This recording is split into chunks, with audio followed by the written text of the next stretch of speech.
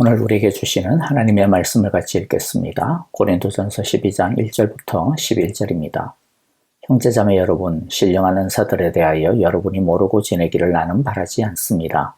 알다시피 여러분이 이방 사람일 때에는 여러분은 이리저리 끄는 대로 말 못하는 우상에게로 끌려다녔습니다.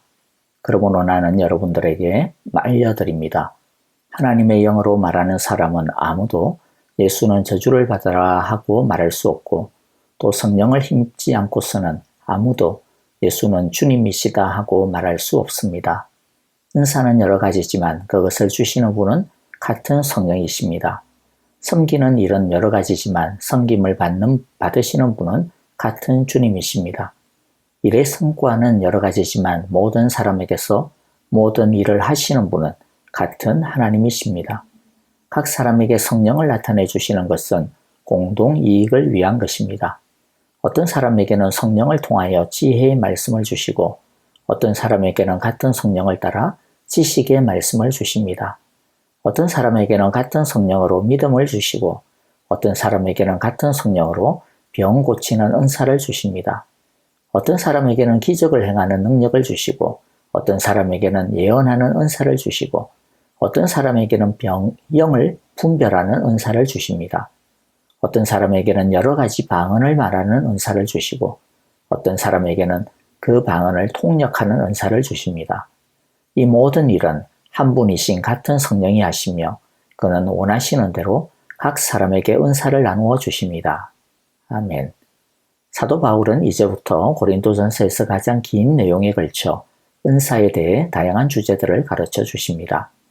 그런데 이것을 단순히 은사에 대한 것으로만 이해하시면 사도 바울이 말씀하시고자 하는 핵심의 반의 반도 못 따라가는 것입니다. 사도 바울이 어떤 주제들을 우리에게 가르쳐 주시는지에 대해 함께 하나하나 살펴보겠습니다. 고린도 교회는 성령의 은사가 풍성했습니다. 그리고 대단한 사람도 많았던 것 같아요. 얼마나 대단했으면 사도 바울도 무시할 정도로 교만한 사람들이 있었던 것 같습니다. 이렇게 서로 내 잘났다라고 하는 사람들이 많다 보니 이 귀하고 풍성한 은사로 인하여 도리어 교회가 혼란스러워지고 하나가 되지 못하는 어지러움이 많게 되었습니다. 그래서 이 은사에 대한 부분을 바로잡아주지 않으면 안 되었던 것입니다. 자, 1절부터 우리가 한 개씩 보겠습니다. 형제자매 여러분, 신령한 은사들에 대하여 여러분이 모르고 지내기를 나는 바라지 않습니다. 오늘날도 성령의 은사에 대해 참 많은 혼란함들이 있습니다. 그러다 보니 심지어는 성령의 은사에 대해 아예 화들짝 놀래고 그냥 막아버리기까지 하는 반대작용도 생겨나죠. 많습니다.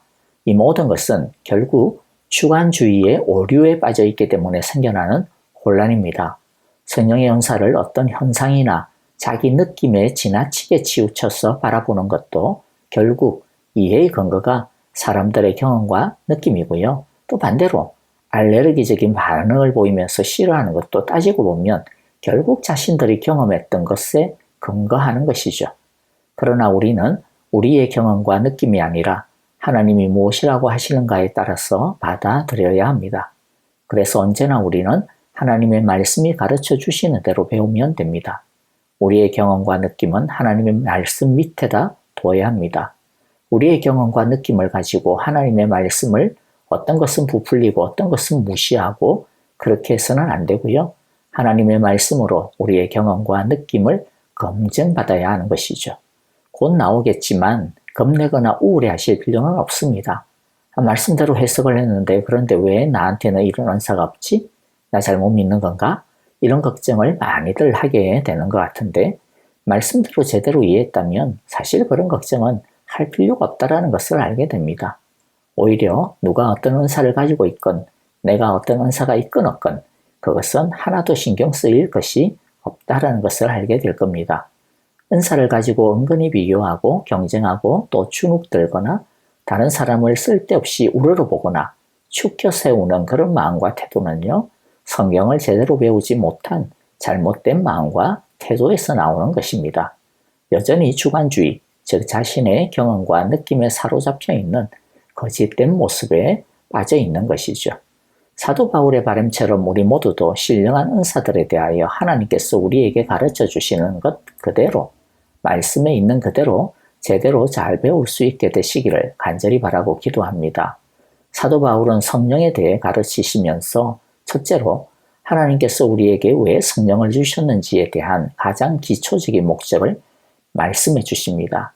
가장 기초적이지만 절대로 잊어버리면 안 되는 가장 중요한 본질적인 성령의 사역인데요. 2절, 3절입니다. 알다시피 여러분이 이방 사람일 때에는 여러분은 이리저리 끄는 대로 말 못하는 우상에게로 끌려다녔습니다. 그러므로 나는 여러분에게 알려드립니다. 하나님의 영으로 말하는 사람은 아무도 예수는 저주를 받아라 하고 말할 수 없고 또 성령을 힘입지 않고서는 아무도 예수님은 주님이시다 하고 말할 수 없습니다. 자, 무슨 내용이죠? 원래 우상에 이끌려 이리저리 헛되게 살던 고린도 교회 사람들이 예수님을 주님이라고 말하고 믿고 따르게 된 성도가 된 것이 무엇 때문이라는 것입니까? 하나님의 영, 성령 때문이라는 것이죠. 즉 성령의 가장 중요한 본질은 허망하고 헛된 우상에 빠져있는 죄인을 구원하시는 것입니다. 그들에게 복음을 전하고 믿게 해주시는 능력이 되시는 겁니다. 이것이 예수님께서 성령을 보내주신 가장 첫 번째 중요한 목적이요 이유입니다. 사도행전 1장 8절에서 그러나 성령이 너희에게 내리시면 너희는 능력을 받고 예루살렘과 온 유대와 사마리아에서 그리고 마침내 땅 끝에까지 이르러 내 증인이 될 것이다. 성령이 내리면 능력을 받고 능력 받아서 뭐 한다 그래요? 증인이 될 것이라고 이야기하죠. 요한복음 14장에서도 제자들에게 자신은 이제 하나님께로 돌아가지만 너희들이 이제 내 일을 해야 한다라고 예수님이 당부하시는데요. 이 말씀을 듣고 어리버리하고 또 당황해하고 있고 두려워하고 있는 제자들에게 야, 자신 없다고 너무 걱정하지 마 라고 말씀하십니다. 왜 자신 없다고 걱정하지 말라고 이야기하죠? 성령을 보내어 주실 것이기 때문이라는 거죠. 그런데 성령님이 오셔서 무엇을 하시느냐 하면 제자들에게 예수님의 복음을 가르쳐 주셔서 이 세상에서 담대하게 복음을 전할 수 있게 해주실 것이다. 그렇게 말씀합니다.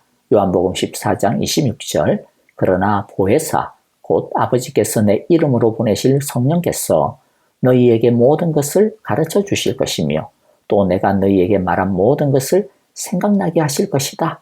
그래서 너희가 이 세상에서 두려워하지 아니하고 걱정하지 아니하고 담대히 선포하실 것이다 라는 것이죠. 그러므로 저 사람이 내가 진짜 성령을 받은 건가 아니면 가짜인가를 분별할 수 있는 가장 첫 번째는요. 내가 나의 성령을 가지고 뭘 하고 있느냐를 보면 됩니다. 진짜 성령을 받은 사람은 자신의 성령의 체험과 은사를 가지고 자기를 드러내지 않습니다. 영혼 구원합니다. 영혼 구원하기에도 바빠요. 왜냐하면 하나님께서 그러라고 성령을 주신 것이기 때문입니다. 또 성령은 하나님의 영, 예수님의 영이기 때문에 즉 성령님은 하나님을 증거하고 예수님을 증거하는 하나님을 드러내고 예수님을 드러내는 영이시기 때문인 거죠. 그러므로 성령의 사람은 그냥 자연스럽게 자동적으로 예수님을 이 모양 저 모양으로 증거할 수밖에 없는 것입니다. 물론 우리의 죄성으로 인해 가지고 뺀질거리게 되기도 하고 또 자기 자랑의 유혹에 빠지기도 하기는 하는데요. 그러나 성령의 사람이라면 그게 마음 편하지 않습니다. 결국에는 성령의 감동을 따라 예수님을 증거할 수밖에 없게 되는 것이죠. 우리 모두가 바로 이러한 성령의 감동으로 인하여서 예수님을 주님으로 고백하며 사랑할 수 있게 된 것이 아니겠습니까? 자, 두 번째는요. 사도 바울이 신령한 은사에 대해 가르쳐 주시는 것은 이 성령의 은사의 근원에 대한 것입니다. 모든 은사의 근원은 하나님이십니다. 먼저 4절 6절을 읽어볼게요. 은사는 여러 가지지만 그것을 주시는 분은 같은 성령님이십니다. 섬기는 일은 여러 가지지만 섬김을 받으시는 분은 같은 주님이십니다. 일의 성과는 여러 가지지만 모든 사람에게서 모든 일을 하시는 분은 같은 하나님이십니다. 자, 여기에서도 삼위일체 하나님의 그 모습이 나오죠. 성령, 예수님, 하나님 같다라는 거죠. 그리고 11절입니다. 이 모든 일은 한 분이신 같은 성령이 하시며 그는 원하시는 대로 각 사람에게 은사를 나누어 주십니다. 하나님이 성령과 성령의 은사를 주시는 분이시다라는 의미는 은사의 주권이 하나님에게 있다라는 겁니다. 다른 말로 하면 성령의 은사는 하나님 자신 스스로 기쁘신 뜻을 따라서 사람들에게 필요에 따라 나누어 주시는 은사, 즉 그야말로 은혜의 선물이라는 것이죠. 그러니까 성령의 은사를 가지고 네가 잘났네, 내가 잘났네 서로 비교하고 경쟁하고 그렇게 할 필요가 없습니다. 하나님께서 필요하면 어떤 은사를 주실 수도 있고 뭐 아니면 안 주실 수도 있는 거죠. 그것은 우리가 어떻게 할 문제가 아닙니다. 하나님의 주권에 달려 있는 겁니다. 그래서 우리는 좀 자유할 수 있었으면 좋겠습니다. 이게 내 믿음과 관련이 있다, 내 열심과 관련이 있다 그러면 사실 우리가 많이 조바심을 가질 수 있을 수밖에 없을 거예요. 그런데 하나님의 자유로운 주권에 따라 주실 수도 있고 또 주시더라도 이것을 주실 수도 있고 저것을 주실 수도 있고 또 아니면 많이 주실 수도 있고 적게 주실 수도 있으니까 하나님이 알아서 하시겠지 하고 하나님께 전적으로 믿고 맡겨드리면 되는 것 아니겠습니까? 또 다른 의미로서는요, 우리는 믿음을 가지고 오히려 자유롭게 더 열심히 구할 수 있습니다. 은사이기 때문에 누구든 하나님께서 원하신다면 무엇이든지 주실 수 있으시기 때문이죠. 그러니까 나는 믿음이 없어서 은사도 못 받는 치질인가 보다 이런 생각할 필요가 없는 겁니다. 하나님께서 필요하시면 원하시면 예수 믿는 사람이라면 누구에게든지 주시는 것이니까요. 우리는 오히려 편안함을 가지고 자유를 가지고 또 하나님이 원하시면 나에게도 주실 거야 라는 믿음을 가지고 나도 자격이 있어. 나도 하나님의 영을 소유한 성령의 사람인데 이러한 확신을 가지고 믿고 구할 수 있는 것입니다. 이제 세 번째 신령한 은사에 대해 알아야 하는 것은 모든 은사는 같다라는 겁니다. 특히 9절을 볼게요. 어떤 사람에게는 같은 성령으로 믿음을 주시고 어떤 사람에게는 같은 성령으로 병 고치는 은사를 주십니다. 11절도 동일한데요. 이 모든 일은 한 분이신 같은 성령이 하시며 그는 원하시는 대로 각 사람에게 은사를 나누어 주십니다. 계속 반복되는 말이 나오죠. 뭡니까? 같은 성령. 성령님이 주시는 은사에는 높고 낮음이 없습니다. 그러므로 성숙한 성도는 특정한 은사를 강조하거나 내세우지 않습니다. 모든 은사를 귀하게 여기고 존중합니다.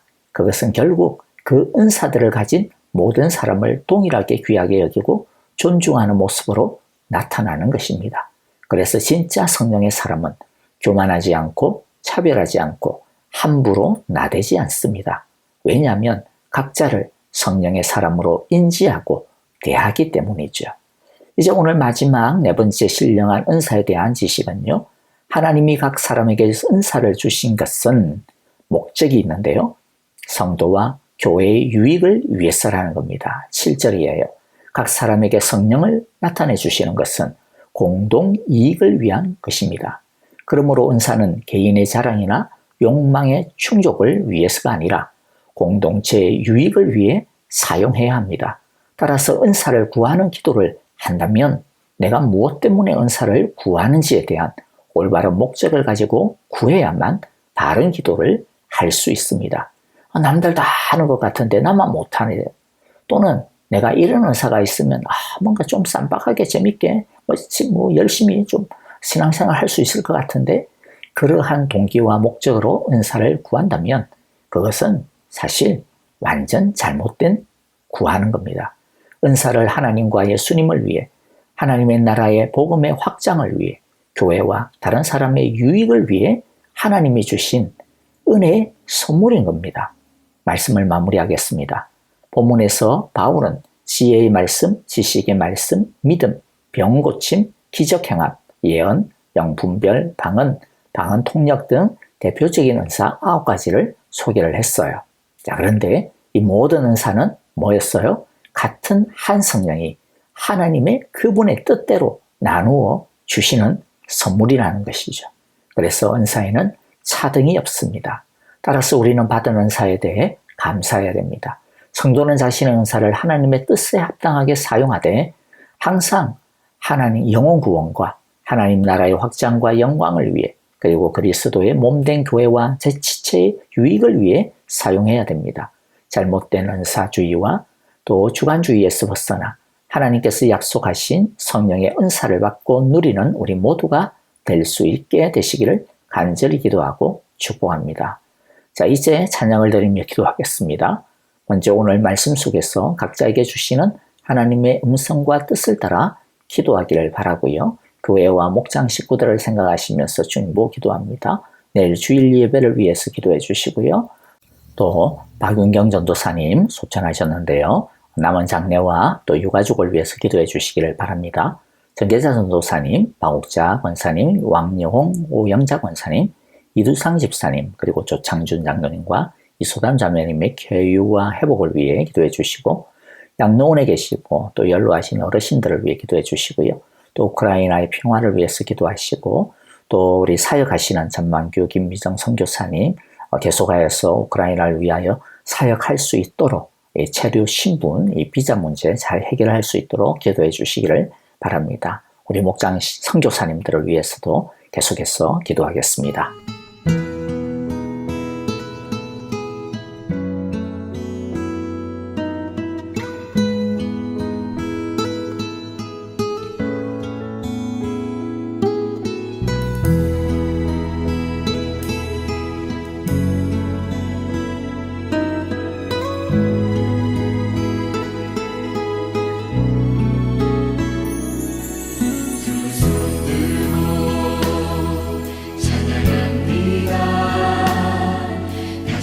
시와